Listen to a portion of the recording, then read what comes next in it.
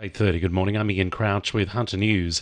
An 18-year-old learner driver will face court today accused of leading police on a wild pursuit through parts of Maitland overnight. Officers tried to stop a Hyundai Tucson as it turned onto the New England Highway at Rutherford just after 1:30 this morning. However, the car failed to stop and a pursuit was initiated.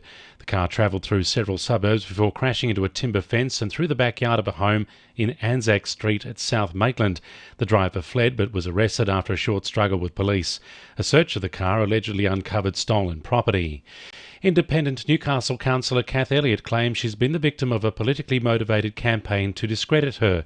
Councillor Elliott is facing a censure motion at tonight's meeting after several complaints were made about her behaviour.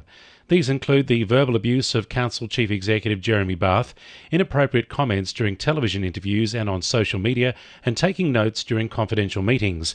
Council has spent tens of thousands of dollars on consultants to investigate the claims. Labor MPs are calling on the state government to assist international students who are stranded in the Hunter and don't have jobs to support themselves.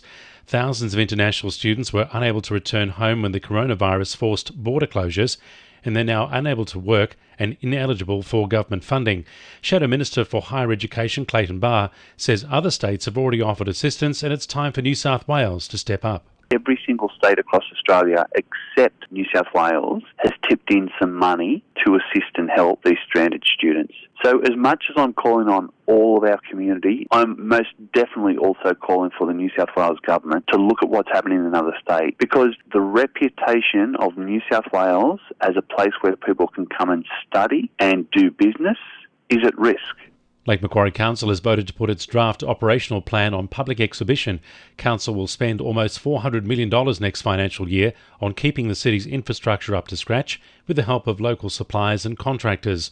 $105 million is earmarked for capital works, including $2.4 million for the upgrade of the Pearson Street Mall at Charlestown, funding for the Fernley track extension to Blacksmiths, and working with Landcare to plant 30,000 native plants at local beaches and coastal locations. Residents have until May 30 to provide feedback.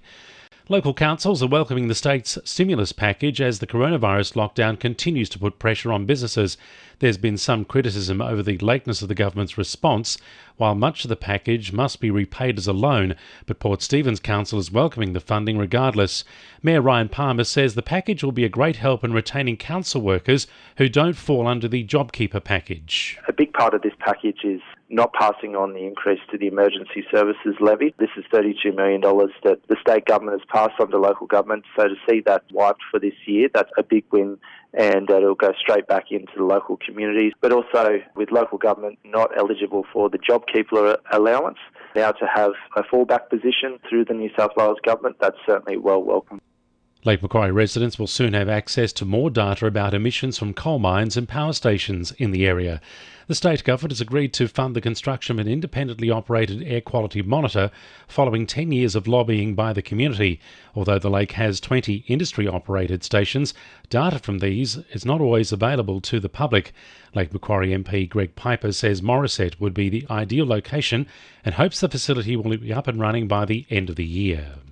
2NURFM Sport. Knights officials are looking into claims utility back Tyrone Roberts-Davis joined NRL players Latrell Mitchell and Josh Addo-Carr on a camping trip in breach of social distancing and travel restrictions. Mitchell and Addo-Carr have each been slapped with $1,000 fines for breaking the rules and have apologised on social media. Addo-Carr is also possibly facing a firearms breach after he was videoed shooting a gun and riding a dirt bike without a helmet. Toronto golfer Nathan Green has been homeschooling and hitting balls into a makeshift net at home during the coronavirus pandemic. Toronto Golf Club is still open, but the 44-year-old hasn't been playing. Green says coaching sessions may be on the horizon, but would prefer to stick to the rules to try and get on top of things quicker. And Newcastle and Hunter Rugby Union men's representative Scott Coleman is supporting a possible Wildfires return to Sydney's Shoot Shield competition. And the winning numbers in Monday Lotto are 45, 13, 42, 3, 44 and 39, and the supplementaries are 17 and 16. 2NURFM News Time, 25 to 9.